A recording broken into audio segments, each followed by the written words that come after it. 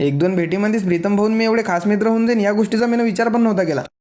मध्ये येता बरोबर आपल्या शिवाबाई मला वावरातच घेऊन आला. जास्त नव्हतं, 5 मिनिटाचं काम होतं, तेवढं अटपवलं आणि आम्ही तिथून डायरेक्ट शेगावला आलो. आणि अचानक भयानक आमची भेट झाली प्रीतम भाऊ सोबत. सध्या त्यानं मला सकाळपासूनच फोन लावून बोलवलं होतं, पण जरा कामाच्यानं मी येऊ नव्हतो शकलो. बाकी माणूस जर म्हणसान तर सेम माईच कॉपी आहे. कारण की प्रीतम भाऊचा भी एक रूल आहे की मैत्रीमध्ये कधीच गद्दारी करायची नाही. बाकी मग लडकी का चक्कर बोले तर मौत से टक्कर. हा प्रीतम भाऊ लडकी का चक्कर ही नाही अपने पास. हा बाकी प्रेम तर मी बी लय करतो, पण कोणावर जे मायावर प्रेम करतात त्याच्यावर, म्हणजेच माझ्या घरच्यांवर, मित्रांवर आणि माझ्या प्रेमाच्या माणसावर. आता शेगावमध्ये आलो म्हटल्यावर महाराजांचे दर्शन घेणे मोस्ट इम्पॉर्टंट. म्हणून मग पहिले तर आम्ही पार्किंग मध्ये आलो, तिथं थोडा वेळ बसलो. कारण की आपले जीवलक चेतन भाऊ देणार होते, त्याची सीबीवरच गँग आणि त्यासोबत राहुल्या बी. मी राहुल भाऊ म्हणायला पाहिजे आले, पण हा मापेक्षा लहान आणि मला लाईना भावासारखा आहे. थोडे म्हणतात मग लहान मोठे बुढेवाडे ठोकतात सलाम जेव्हा चालतो रस्त्यानं. झालो विचारात मी मग्न आणि शरीराने सस्ता मी. प्रीतम भाऊ पाणीपुरी सोडा, चला तुम्हाला खाऊ घालतो भक्त निवास मधला नाश्ता मी. अरे साले हो गद्दारी करबे, आम्हाला बाहेर बसवलो इकडे रपा हाणू राहील. प्रीतम भाऊ हे नाही पडला राजा आपल्याला. बस मी असं म्हणता बरोबर प्रीतम भाऊले रागा झाला. आता याच्या पुढे काय झालं ते पुढच्या पार्ट मध्ये.